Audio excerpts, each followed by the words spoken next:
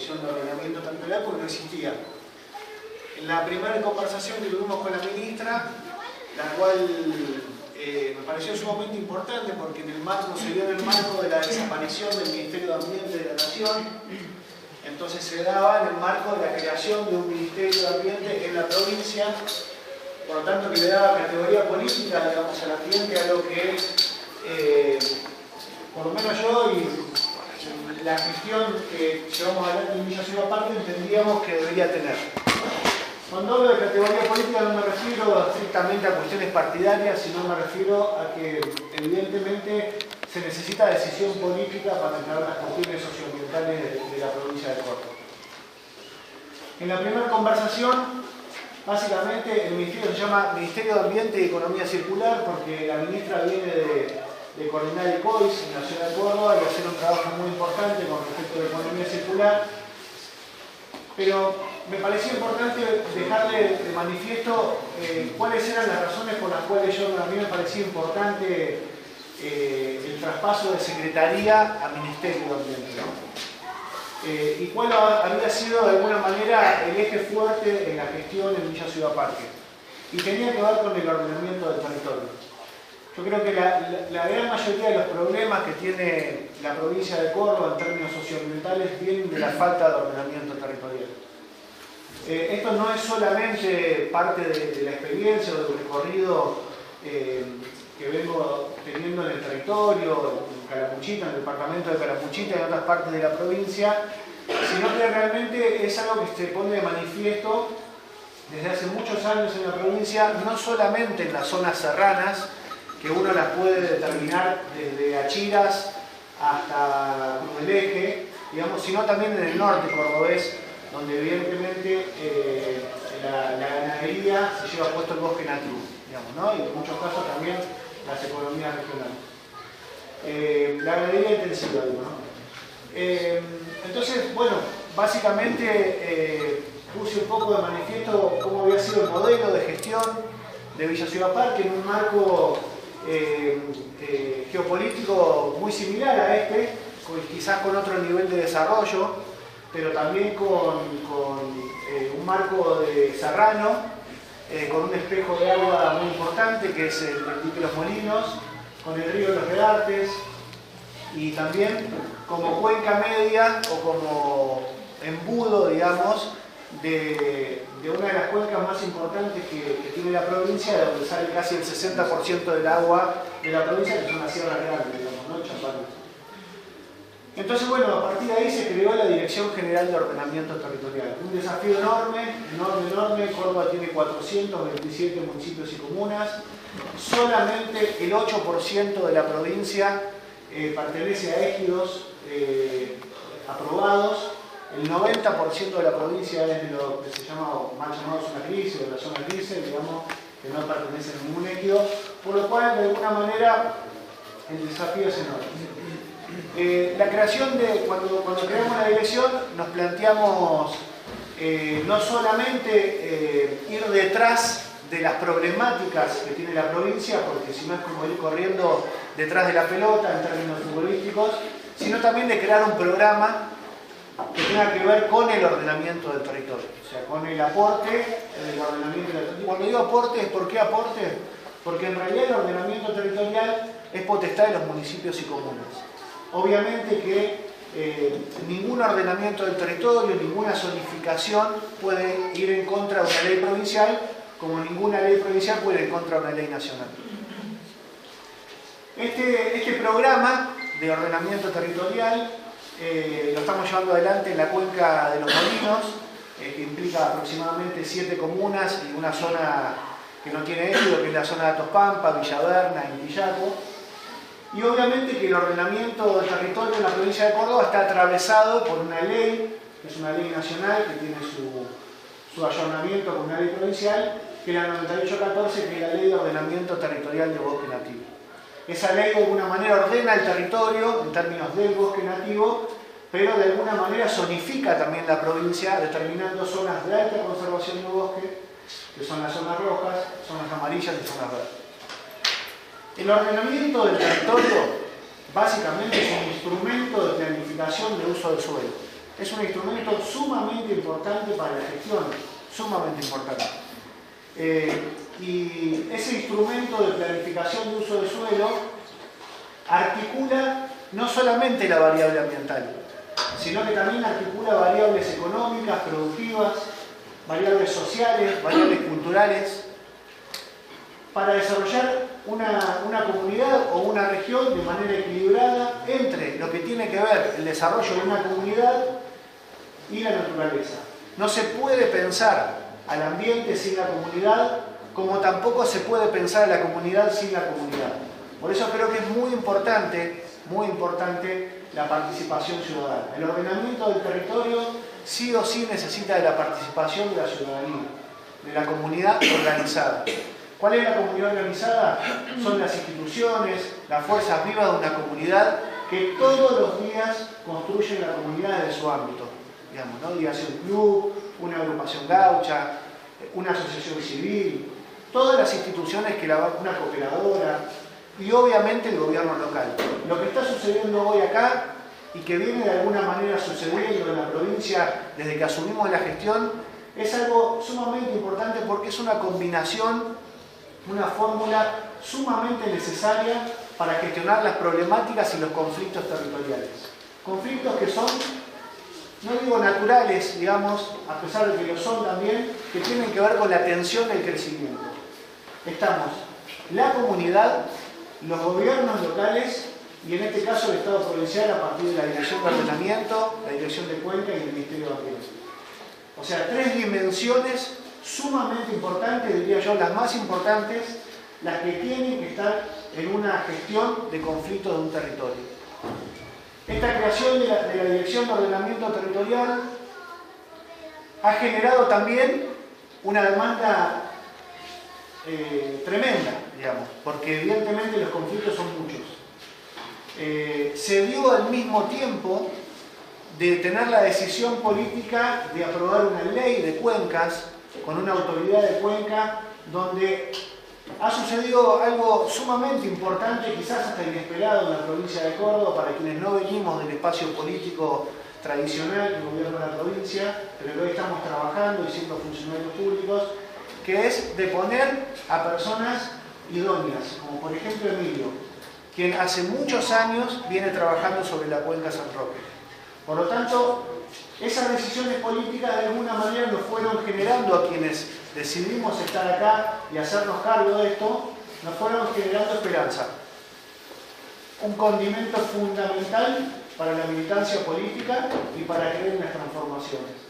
Entonces, a partir de la creación de esta dirección, fuimos tomando demandas espontáneas y conflictos territoriales que muchos de ellos los conocíamos porque yo vengo de un territorio, como les decía, que geográficamente es similar a este y que tiene prácticamente los mismos conflictos, inclusive los mismos conflictos de cuenca, porque el dique Los Molinos lamentablemente sigue los mismos pasos que el dique San Roque.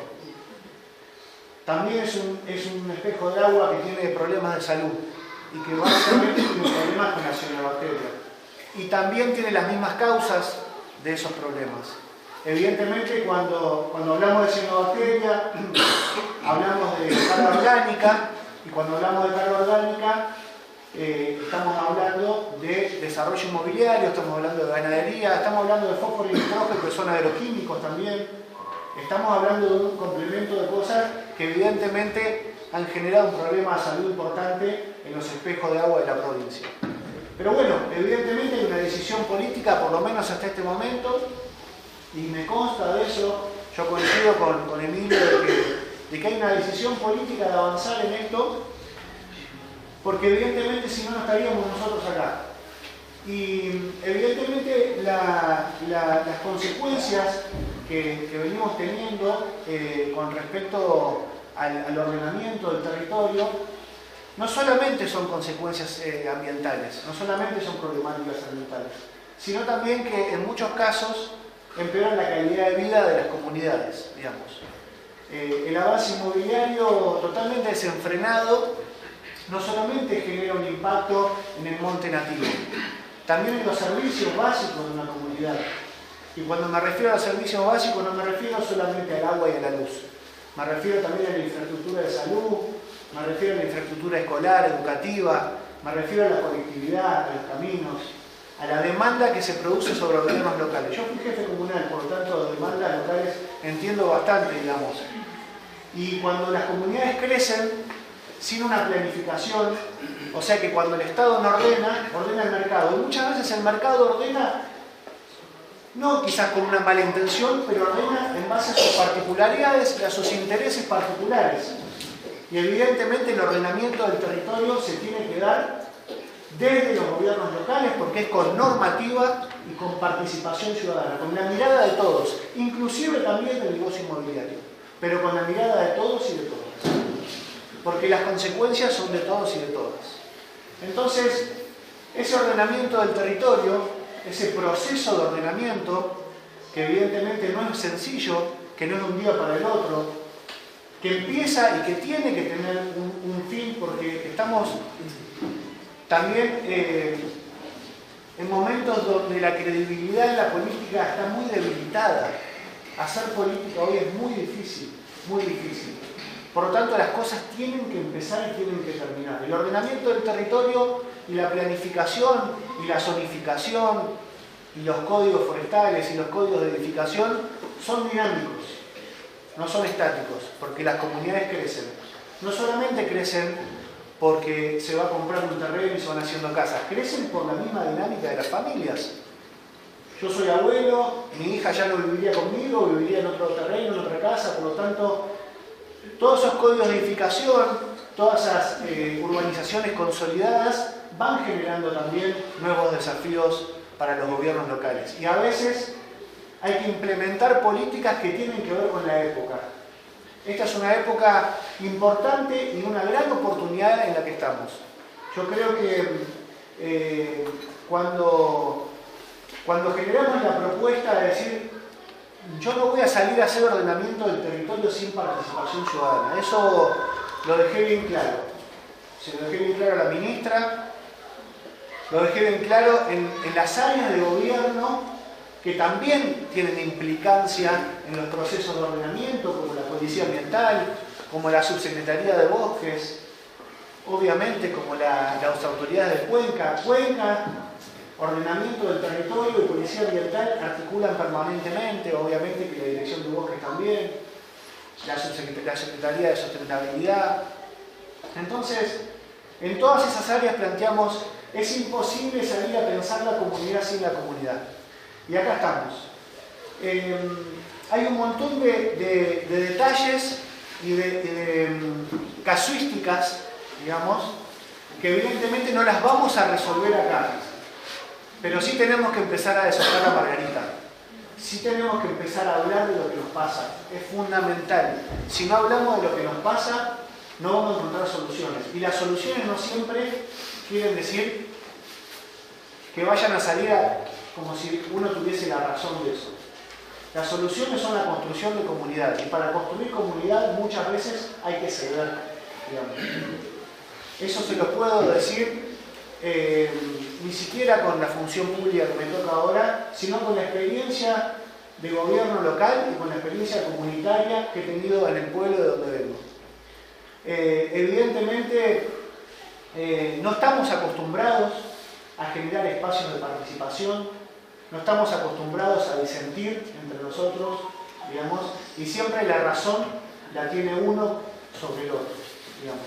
Y evidentemente la construcción de comunidad nos viene a enseñar los acuerdos y los consensos. Y esa es una de las herramientas más importantes que tiene el ordenamiento territorial, que es cuando empezamos a hacer cartografía.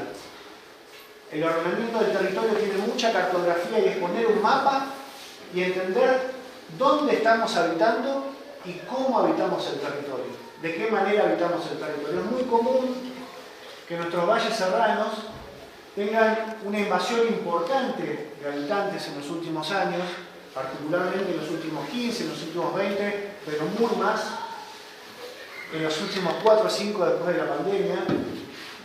Y mucha gente que decide venir a vivir a las sierras, muchos de los que decidimos venir a las sierras, es porque nos queremos encontrar con un lugar mucho más armónico y nos queremos encontrar con la naturaleza. Me pongo en primera persona para también asumirme como una de esas personas que también llegó a la sierra, digamos, ¿no? Y de repente llegamos a una comunidad y lo primero que nos asombra y nos encanta es la naturaleza del lugar, el río, el agua, la montaña, los árboles.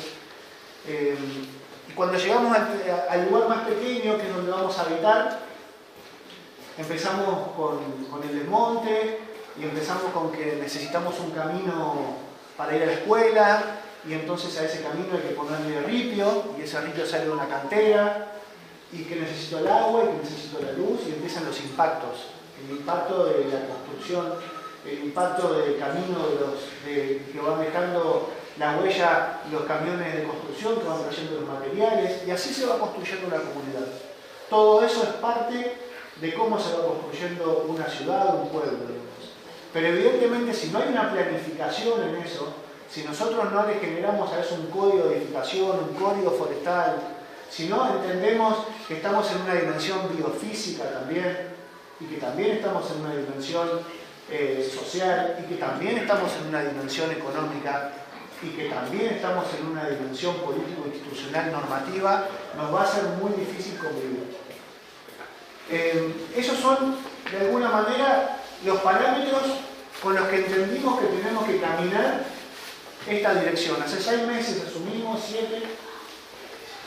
Venimos en un proceso en Los Molinos sumamente interesante. Tenemos más de 600 vecinos y vecinas de toda esa cuenca, de todo ese polígono de Cuenca Los Molinos, que implica 7 comunas, como les digo, el río San Pedro, el río Los Espinillos, el río del Medio, el río Los Reates, el río Los Molinos, que después, cuando sale el embudo del dique, tenemos más de 600 vecinos en un proceso que empezó y que va a terminar, con un entregable, con un documento que vamos a ver constituido los gobiernos locales, el Ministerio de Ambiente, las instituciones, los bomberos, Defensa Civil, la escuela, el secundario, están participando los chicos de la primaria, los chicos del secundario, toda la comunidad.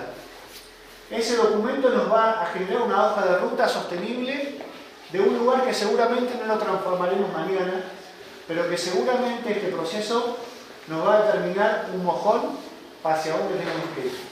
Eso es lo que tenemos que hacer. El desafío es enorme, el territorio provincial es muy grande, los conflictos son muchos, los intereses también, y bastante grandes, y hay que tener decisión política.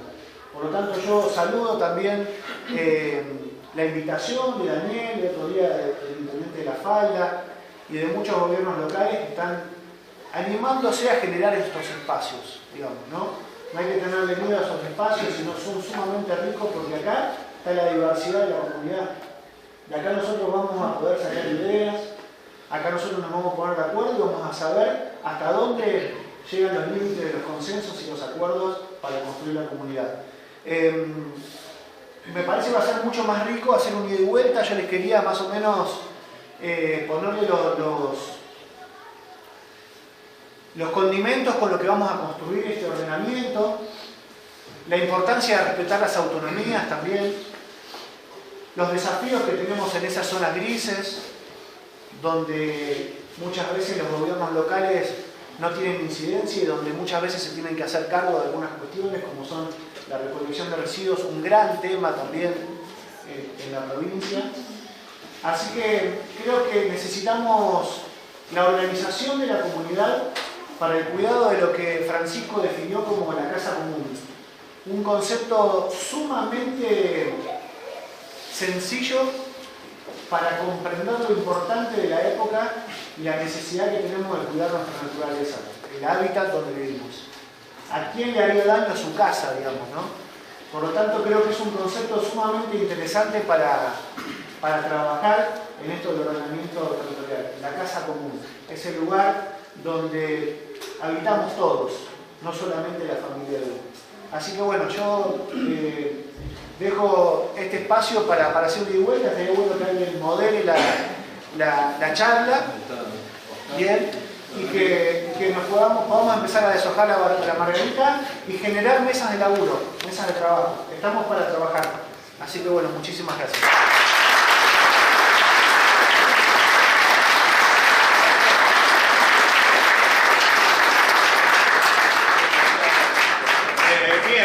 Les voy a rogar, por favor, que vayan, por supuesto, levantando la mano para hacer uso de la palabra y que cuando lo hagan se identifiquen con nombre y a la institución que pertenecen.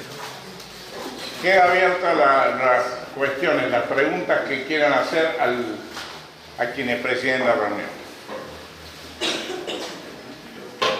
Señor Ramírez. Buenas noches. Mi nombre es Javier Navia, soy miembro de la Asamblea Vecinal de Valle Hermoso. Tenía dos preguntitas para hacer. Primero, un pequeño contexto. En la Asamblea estuvimos analizando esta cosa rara que se da de la participación de dos personas que han estado con los pies en el barro, digamos, laburando el tema ambiente, en un gobierno donde no se caracteriza por darle importancia al tema del ambiente. Digamos, tenemos el tema de la autovía y demás, que lo demuestra, pero lo vemos con una cuestión obviamente constructiva y, como decía Pablo recién, con una cuestión de esperanza en poder utilizar este espacio como para construir algo que nos estamos debiendo como sociedad hace muchísimo. Dicho esto, dos preguntitas. Una, tenemos una duda, que es todo este planteo que se da en el macro, que digamos que es viable con un trabajo concreto que empiece y que finaliza con la participación de Estado, de vecinos y demás. ¿Cómo lo llevamos al micro? Cuando, por ejemplo, nosotros tenemos en Valle Hermoso una situación de construcción, de venta de lotes que han sido hechas en lugares donde no se podía construir porque son roja y amarilla, y otras situaciones también de adquisición de lotes, pero la realidad concreta es que no logramos generar el status quo para decir no se avance en la construcción en estos lugares hasta tanto se expida. La justicia ya se expidió, hay presentaciones de visado ambiental que están rechazadas, policía ambiental ha intervenido. No, la justicia no, perdón. Se ha rechazado los visados ambientales, los permisos presentados. Incluso Policía Ambiental ha presentado en Cosquín todo el cúmulo de denuncias y de situaciones que se han expuesto. El municipio está al tanto. Así todos no logramos generar este estado de status quo, de decir, che, evidentemente, legalmente no se está pidiendo una renovación de la ley, una modificación, no, simplemente lo que decía en algún momento Emilio, el cumplimiento de las leyes como están. No se logra. Entonces, el problema que tenemos es este: o no tenemos la capacidad, o hay alguna historia en el medio, que esta es la pregunta, ¿cómo logramos bajar al micro y a las situaciones concretas esto que está planteando vos, Pablo? Eso por un lado, porque es interesante esto, nosotros participamos como todos los vecinos participamos y demás, y la posición es que el municipio es el que debe arreglar, el que debe mediar, el que debe tomar la decisión y demás, y usualmente quedamos en posiciones los vecinos también como los malos de la película, cuando lo único que estamos haciendo es esto, diciendo, la ley dice esto, esto y el otro, hay que cumplimentar esto. Ese es el punto uno, esta primera pregunta. La segunda, una participación muy importante es la parte de la población, digamos, la sociedad, en organizaciones y demás. Esto ya, para los que fueron a la falda ya se escuchó, pero es algo que nos preocupa mucho.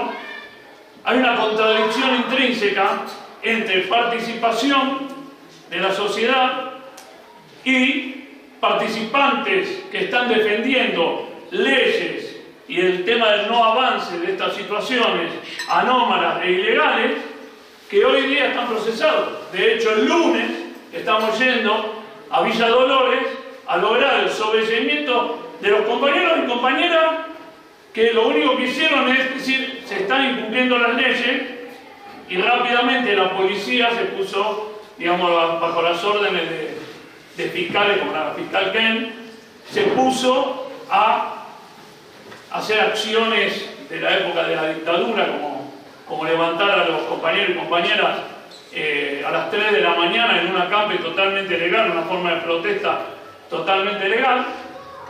Entonces, ¿cómo logramos que participe la gente? Sí, hay una contradicción intrínseca. Cuando participás, te caen ante una situación anómala, ilegal, represiva, cuando vos sabés que estás defendiendo las leyes e implementando el tema del status quo. Es decir, cualquier daño ambiental que se produce no tiene marcha atrás.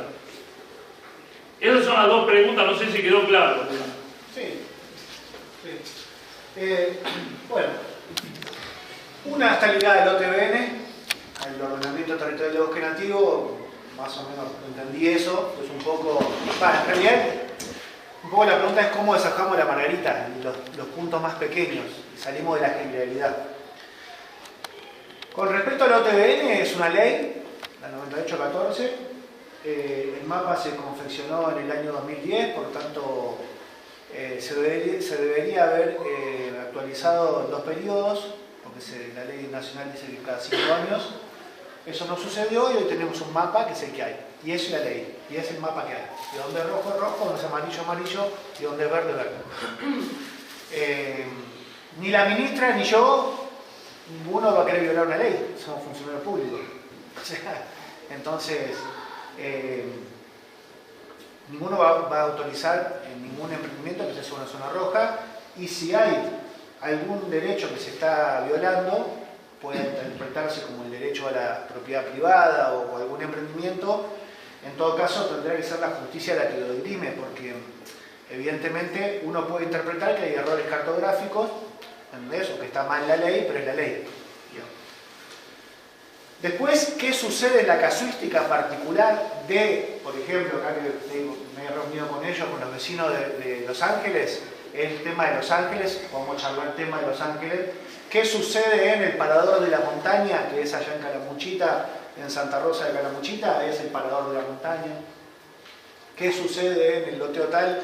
Córdoba tiene también una particularidad, que es una conflictividad particular, que es que tiene loteos del año 20, 30, 40 y 50. Por lo tanto, tiene ahí una contradicción importante, porque están aprobados catastralmente, no tienen estudio de impacto ambiental, la materialidad que tienen en algunos casos ya es de urbanización, en otros casos es de bosque y en algunos casos es mixta, en una parte está materializada de urbanización y en otra parte de bosque, por lo tanto hay una conflictividad en la interpretación, digamos. Yo no sé si con esto estoy respondiendo a la primera pregunta tuya, porque a lo mejor estás pensando en un ejemplo particular, en un lugar particular. ¿Sabes cuál es la situación? Sí. Ante esta situación de un posicionamiento legal concreto que Sí. no se puede construir en tal lugar, se está construyendo. Bien.